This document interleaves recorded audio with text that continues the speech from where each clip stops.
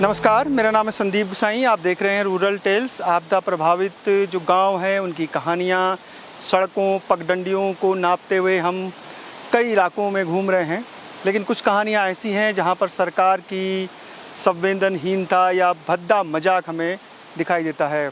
एक ऐसा ही गांव है सगवाड़ा, और वहां पर 20 साल की एक युवती की 22 अगस्त को मलबे में दबने से मौत हो गई थी। तो उस गांव में हम जा रहे हैं। कैसा मजाक सरकार ने किया और आपदा के बाद कैसे सरकार एक खुद आपदा बनकर कई बार जो आपदा प्रभावित होते हैं उनके सामने आती है, वो इस स्टोरी में हम आपको दिखाने और समझाने की कोशिश करेंगे। साथ ही कोशिश करेंगे कि आपदा के बाद जो विस्थापन है, जो मुआवजा है, जिस तरीके से वो डर डर कर उन इलाकों में जीते हैं जिनके पास बहुत ज़्यादा पैसे या ज़मीन नहीं होती, उनकी कहानी भी हम आपको समझाने की कोशिश करेंगे। फ़िलहाल हम थराली से करीब 1.5-2 किलोमीटर जो थराली सगवाड़ा मोटर मार्ग है वहाँ पर हैं, और मेरे पीछे जो आप बहुत बड़ा विशालकाय लैंडस्लाइड जोन देख रहे हैं वो इसी रोड पर है। और ऐसे इस रोड पर कई बड़े लैंडस्लाइड जोन हैं। प्रकृति जब क्रूर होती है तो वो किस तरीके से विनाश लीला करती है उसका ये उदाहरण है पूरा। ऊपर से जो चीड़ का जंगल है उन पेड़ों को उखाड़ते हुए, सड़क को तोड़ते हुए, वो नीचे जो थराली का जो इलाका है, ये केदार बगड़ या राड़ी बगड़ में से एक बगड़ है, और वो नीचे की तरफ उसने नुकसान किया है। ऊपर की तरफ जैसे जैसे बढ़ेंगे तो ये जो इलाका है, क्षेत्र है, 22 अगस्त को कितनी विभीषिका थी उसका अंदाज़ा आपको लग जाएगा। फ़िलहाल आप ये तमाम शॉट्स देखिए, ड्रोन शॉट जो हमने बनाए हैं उससे आपको अंदाज़ा लग जाएगा कि कितनी भीषण आपदा आई थी और इन आपदा के जख्मों को भरने में कितना समय लगेगा।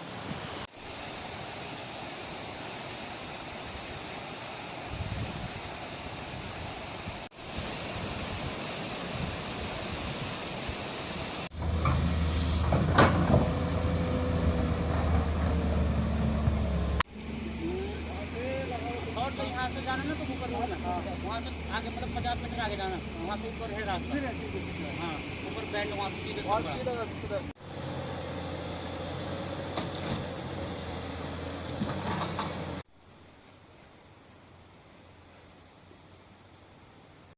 सगवाड़ा के रास्ते में हम, और कैसे धीरे धीरे बड़े लैंडस्लाइड जोन डेवलप होते हैं वो मैं थोड़ा सा आपको विजुअली दिखाने की कोशिश करता हूँ। ये एक दरार देख रहे होंगे आप, ये एक मोटी दरार है और ऊपर से थोड़ा थोड़ा पानी आ रहा है इसमें। देखिए यहाँ दरार में यहाँ भर रहा है पानी, ये देखिए। तो ये जो दरार में पानी भर रहा है, ये नीचे नीचे पूरा पानी इसमें जा रहा है, और जब ये पानी हो जाएगा नीचे तो इसके जो नीचे चीड़ के पेड़ हैं वो उसको उखाड़ के नीचे ले आएगा। और ये अक्टूबर में भी हो सकता है जब चटक धूप होगी, और अगले साल बरसात में भी। ये पूरा स्टोर कर रहा है, ये यहाँ पूरा इलाका ये वाला। और ये पीछे गदीरा है जहाँ पर लैंडस्लाइड हुआ है। इस तरफ ये पूरा लैंडस्लाइड जोन इस तरफ एक्टिव है जो इस साल हुआ, और पहले भी थोड़ा रहा होगा।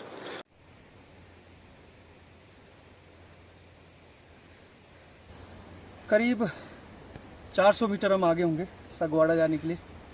खड़ी चढ़ाई है, अभी शायद थोड़ा सा और है, फिर सड़क आएगी, फिर थोड़ा सा चढ़ाई, क्योंकि ये पगडंडी वाले रास्ते हैं, पुराने रास्ते। सड़क तो बहुत घूम के आ रही है। पीछे आपने देखा ड्रोन शॉट से, धूप है बिल्कुल। आज मौसम थोड़ा बादल लगे हुए हैं, धूप खिली हुई है और पसीना हो रहा है पूरा।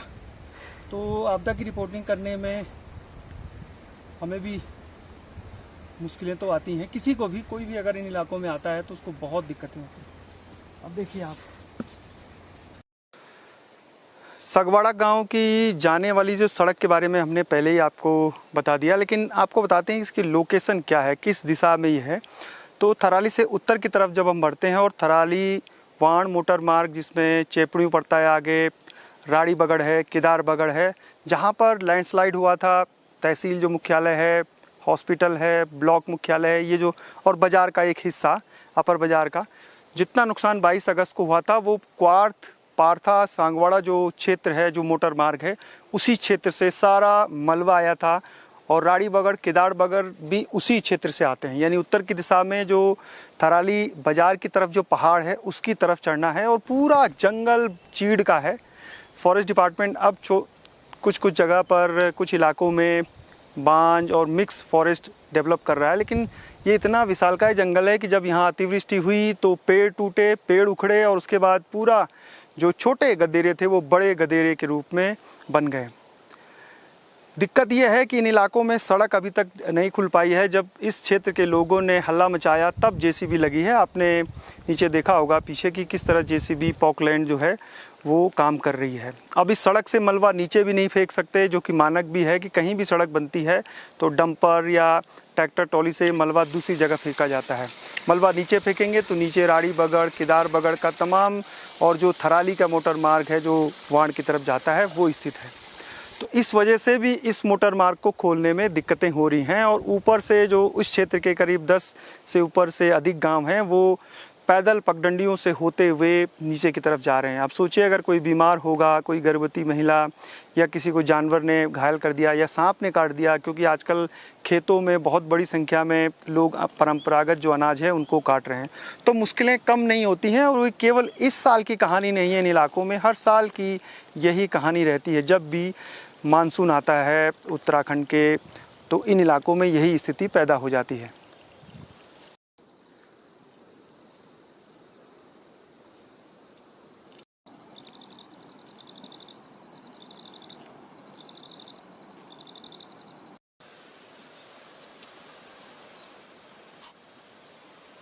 अब दोस्तों ये पूरी बेड रॉक है, तो ऊपर से पानी आया और नीचे चला गया। ये पूरी बेड रॉक है, बट मतलब काफ़ी बड़ी चट्टान है ये, तो यहाँ कोई नुकसान नहीं हुआ। लेकिन जहाँ पर बेड रॉक नहीं है यानी बड़ी चट्टान नहीं है, वहाँ ये पूरा मलबा नीचे आ जाता है।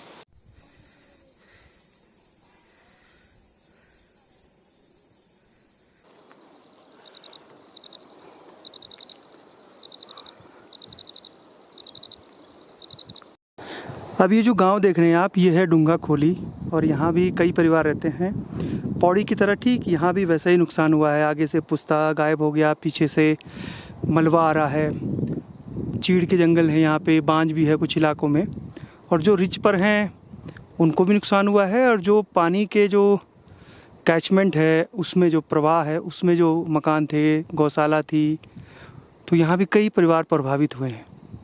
कोशिश करेंगे आते समय कि इन गांव वालों से भी बात करें अगर अंधेरा नहीं हुआ सगवाड़ा से आते हुए।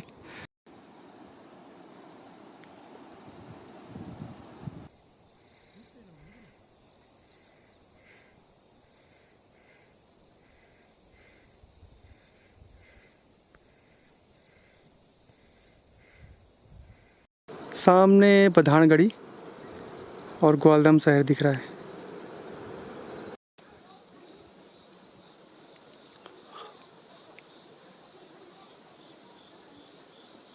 फोंगड़ी या पुन यो आप बच्चे ये पुंगड़ी चमा बेटा ये पुंगड़ी पूरा पर देखना ना ऊपर से कि क्या पूरा धक्का मार के अंदर आ गए। डेढ़ से बज गया। बात की तो बहुत बड़ा क्या करे सर, बहुत बड़ा संकट झेलना पड़ा। क्या कर सकता हूँ, बहुत बड़ा मेरे लिए बहुत दुर्भाग्य की बात है। मैंने उस लड़की को अपने हाथों से विदा करना था, क्या कर सकता हूँ। कुछ दर्द को मंजूर होगा, ले गए। आपदा आए ऊपर से आया, पूरा तबाह करके ले गए। अब क्या करें, आज ये दिन देखना पड़ा भाई जी हमको ना। आज यहाँ पे ऐसा नहीं लग रहा कि यहाँ पे हमारे 4 कमरों वाली मकान थी। यहाँ पे मेरी बालिका यहीं पे वो दबी। बाकी क्या कर सकते हैं, पूरा तबाह, 3 बच्चों पूरा तबाह हो गया। हमारा तो कुछ नहीं बचा, सारे इसी के अंदर से था। वो तो हम बच गए। ये मकान, ये वाले नीचे वाले मकान में थे हम 3-4, 2 मेरे मियाँ बीवी और एक लड़का एक लड़की। वो लड़की यहाँ थी। तब ये आया 22 तारीख की रात को 12:30 सवा 12 बजे करीब, और पूरा बारिश बहुत इतनी भयंकर थी कि शाम को 6 बजे से कल सुबह 6 बजे तक बारिश थी। अब 12 बजे 12:15 बजे जब हम बाहर आए तो घर वाले आए, पहले ये बच्चे आए, घर वाले तो इधर भाग गई थी, बच्चे इधर को आए, ये इस वाले कमरे पे मैं था, यहाँ पे मैं शोर करता था। तब बाहर आया था, तब उन्होंने कहा हमारा मकान गिर गया। मैं बाहर, मैंने कहा कन्नू कहाँ गई, कन्नू इसके नीचे दब गई। फिर मैं आया, यहाँ तक आया, मैं इतना मैं डूब गया, इतना 1 मीटर डूबा मैं यहाँ पे। उसके बाद फिर इन्होंने मेरे को नीचे, फिर हमने बच्चे उधर को ले गए, फिर यहाँ मैंने हल्ला सीटी मीटी मारी, तब ये भाईबंद लोग उठे। अब उसके बाद बारिश ही बंद नहीं हुई, फिर गांव वाला आया तो 1.25 घंटे बाद। उस रात तो बहुत भयंकर बारिश थी, बहुत ज़्यादा। अच्छा बहन जी, जो होना था हो गया, पर आपकी बड़ी जो बेटी थी जिसको आप लोगों ने खोया 22 तारीख को, उसकी कितनी याद आती है? हर जगह पे उसी की याद आती है। 24 घंटे उसी की याद आए, जहाँ भी जाऊँ उसी की याद आए। आपकी तबीयत पहले से खराब थी या उस घटना के बाद ही? तबीयत तो हल्का मेरी पहले से ही खराब रहती है, जब से वो हुआ तब से। गाय वाय भी पाल रखी है आपने? गौशाला? हाँ, एक भैंस है, एक गाय है। सबसे पहले हम आपको जो सगवाड़ा है उसकी भू आकृति और उसकी लोकेशन, कहाँ पर ये गांव स्थित है, उसके बाद आपको समझाएंगे कि 22 अगस्त के बाद क्या हुआ और कैसे इस गांव के जो पीड़ित हैं आज भी सरकार से नाराज़ हैं। नाराज़ क्या, बहुत ज़्यादा नाराज़ है। तो इसके जो दक्षिण में धराली जो कस्बा है, जो नगर पंचायत है वो है। उत्तर की तरफ बढ़ते हैं तो जो देवाल विकासखंड के उसकी सीमा लगती है, और पूर्व की तरफ बढ़ते हैं तो जो चपड़ियों और ग्वालदम वाला जो इलाका है वो लगता है। और इसके अगर आप पश्चिम की तरफ देखें तो सोल पट्टी है, तो सोल पट्टी इस गांव से रिच निकलती है और सोल पट्टी और जो ये वाला क्षेत्र है इसको अलग करती हैं। लगभग इसमें 10 रेवेन्यू विलेज हैं, लगभग 1 दर्जन, और 5 ग्राम पंचायतें हैं। ये सड़क 22 अगस्त से बंद है, पेयजल लाइनें कई गाँव में ध्वस्त हैं, बिजली भी बहुत मुश्किल से जो बिजली लाइनें हैं वो ठीक की गई हैं, तो बिजली अभी बहाल है। संचार की सुविधाएं जो हैं वो ठीक हैं, लेकिन कई गाँव में अतिवृष्टि से फसलों को, जो कृषि भूमि है उसको नुकसान हुआ है। और जिस गाँव में 20 साल की युवती मलबे में दबी, उस गाँव की ये सगवाड़ा जो गाँव है, यहाँ लगभग करीब 10 परिवार रहते हैं। और ऊपर से करीब 100 मीटर ऊपर से जहाँ 4-5 मकान आप ये ड्रोन विजुअल में देख रहे होंगे, वहाँ से मलबा नीचे की तरफ आया। और ठीक ये जो गांव की स्थिति है ठीक सैंजी और बुरासी जैसी है। पौड़ी गढ़वाल के जो पावो ब्लॉक विकास खंड में स्थिति आपने देखी थी कि कैसे गांव के ऊपर से मलबा आता है और कई 3-4 मकानों को तोड़कर आगे चला जाता है। यहाँ इस जगह पे कोई बड़ा गदेरा नहीं है, बल्कि उसके बाद एक छोटा सा जो नाला बन गया है और वहाँ से मलबा नीचे की तरफ आया। ड्रोन विजुअल से आप समझ पा रहे होंगे कि वैसे गांव में ये जो गांव बसा है जहाँ पर सगवाड़ा है और डूंगा खोली ग्राम पंचायत का ये हिस्सा है, तो डूंगा खोली का भी इलाका बहुत ज़्यादा प्रभावित है। कोशिश करेंगे कि उस इलाके में भी जाके दिखाएं आपको, और इसके आगे जो गाँव हैं वहाँ भी जाने की कोशिश करेंगे। इसके चारों तरफ जो ऊपर के इलाके गाँव के आसपास चीड़ के जंगल हैं, और चीड़ के जंगल यहाँ से लेके ठीक थराली तक जो रोड है इनकी उस जगह जगह बाधित है। चीड़ के जंगलों की वजह से भी सबसे ज़्यादा नुकसान इस पूरे इलाके में 22 अगस्त और उसके बाद फिर 3 सितंबर को, 28 अगस्त को भी यहाँ पर, मतलब आप ये सोचिए कि 22 अगस्त को जब ये घटना हुई उसके बाद कई आफ्टर शॉट जैसे भूकंप के आते हैं वैसे ही कई अतिवृष्टि, भारी बारिश की कई लहरें आईं और उन्होंने जो नुकसान था उसको धीरे धीरे और भी ज़्यादा बड़ा कर दिया।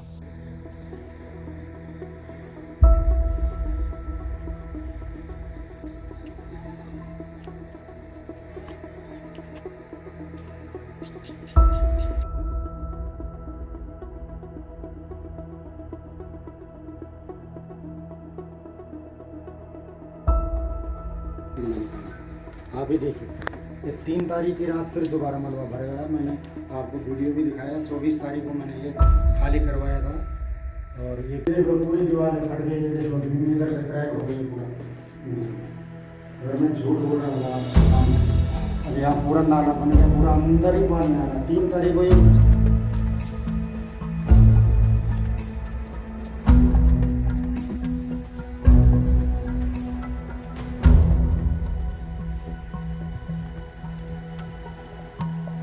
सरकार का रिएक्शन क्या हुआ सर, ये पैतृक मेरे पिताजी का मकान था और हमारा 3 भाई का हिस्सा था। ये तीनों भाई का हिस्सा में से 2-3 दिन जब हम ये हुए तो मेरे 2-3 दिन के बाद हम नीचे बुलाए, उन्होंने बोला कि तुम्हारा चेक है और 5 लाख का चेक उन्होंने एक दिया और 5-5 का एक दिया।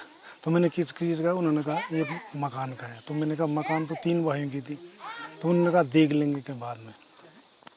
उसके बाद हम 13वीं की मैंने उसकी, फिर गए हम नीचे और हमने उनको बोला भाई 2 भाई का हिस्सा और था। तो उन्होंने कहा उन्होंने कहा कि करते हैं सर्वे, देखने के लिए तो कोई नहीं आया। एक दिन एक पटवारी आया था एक दिन, जिस दिन हमने एक चेक कैजुअलिटी हुई थी उस दिन वो आए और उसके बाद एक दूसरे 3रे दिन पटवारियों की टीम आई। हमको तो पता नहीं था कब आए क्या आए वो। अब उसके बाद आपको मुआवजा मिल गया? हाँ, मेरा हिस्सा का तो मिल गया सर। मेरा जो सरकार का वो है ना, अब सर मेरे को 5 लाख रुपए मिला, वो मृतक का मिला और 5,05,000 एक मकान का मिला। अब 2 भाइयों का नहीं मिला। जबकि अलग अलग परिवार है, सब परिवार स्टोर अलग है, खाता खतौनी अलग है, बिजली के बिल अलग हैं। बड़ी बहन का नाम क्या था? बड़ी बहन का नाम कविता। क्या हुआ था उस दिन? उस दिन 6 बजे से बहुत तेज़ की बारिश लगी थी। मम्मी पापा भी सब घर ही पे थे। फिर खाना खाया, हम सो गए थे। अब मम्मी उठी थी, मम्मी पापा उठे थे, हम दोनों सो रखे थे। फिर एक तेज़ आवाज़ आई, फिर मम्मी बाहर आई और फिर मम्मी ने हमें भी उठाया कि उठो। फिर हम जैसे ही हम बाहर पे आए तो हमारा जो पत्थर वाला मकान था ऊपर वाला, वो मलबे से भर चुका था और मम्मी अलग दिशा में भागी, मैं और भाई अलग दिशा में भागे। जिस दिशा में हम भागे उस दिशा में पापा थे, तो हम पापा को लेके भागे। नीचे खेतों के रास्ते आए हम। फिर जब हम सही जगह पे पहुंच गए थे तब हमें पता चला कि ऊपर वाले घर में हमारी बहन दब चुकी है। उठ गई थी वो? नहीं, वो नहीं उठी थी, क्योंकि हम जैसे ही बाहर आए जहाँ पे वो सो रखी थी वो पूरा हिस्सा मलबे से दब चुका था। अभी भी मुझे तो लग भी नहीं रहा कि मेरी बहन चली गई। जैसे ऐसा लगता होगा कि अभी आएगी और लगता है कि अभी दिखेगी, थोड़ी देर में कहीं गई होगी।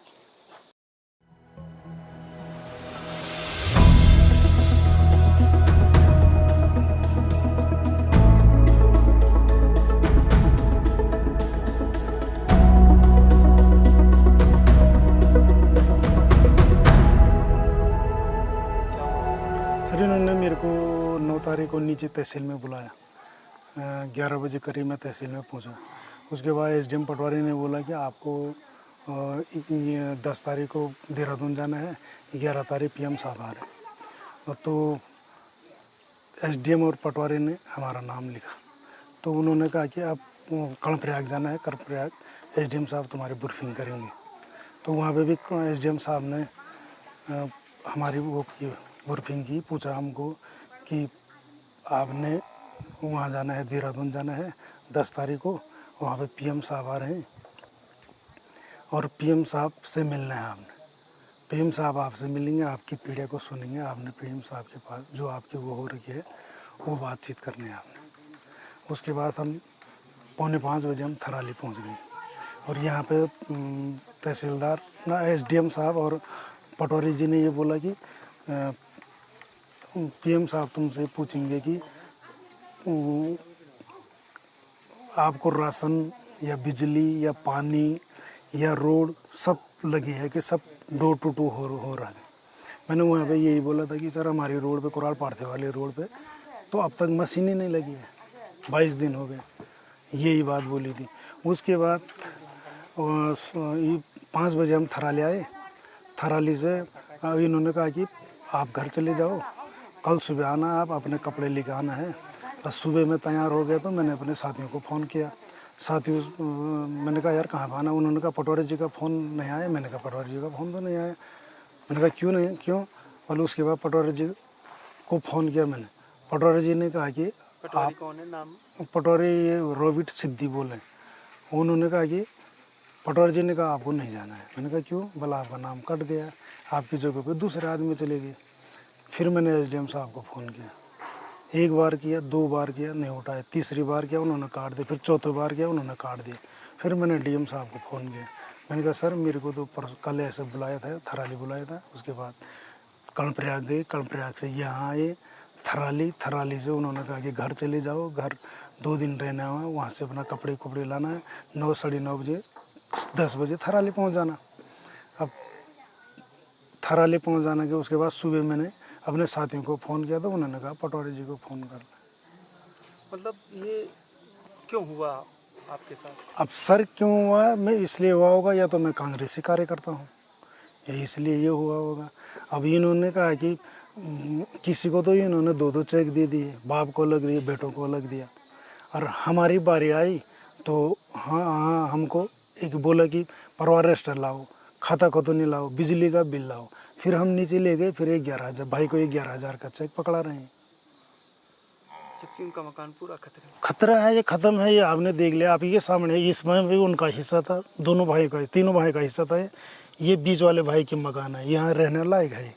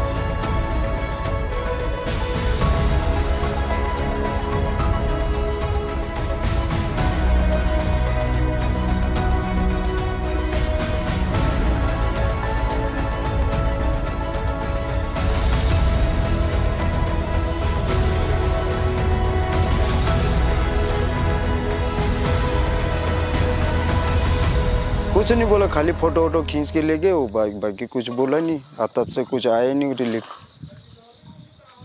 उस मकान में रहने में डर लग रहा है? डर लग रहा है, आगे से तो पूरा हो गया वो ख़त्म, कमर जी कब चला जाए वो। इधर से ये बाथरूम के इधर से पूरा चला गया, तो बाथरूम के आगे से पूरा फट गया। कितने परिवार में लोग कितने हैं आपके, कौन कौन? हम हैं अभी 3, एक लड़का, मैं वाइफ और दादी, मेरी मम्मी, और लड़की थी तो लड़की की शादी हो गई। बहुत तेज बारिश हुई? बहुत तेज बारिश हुई उस दिन। तो मैं उस दिन क्या ऐसा लगा, ये लगा लो कि 4-5 दिन तक सोए भी नहीं हम लोग, दिन रात बस उसी टेंशन में रहे। थोड़ा भी बारिश लग रही तो फिर नींद कहाँ आती फिर।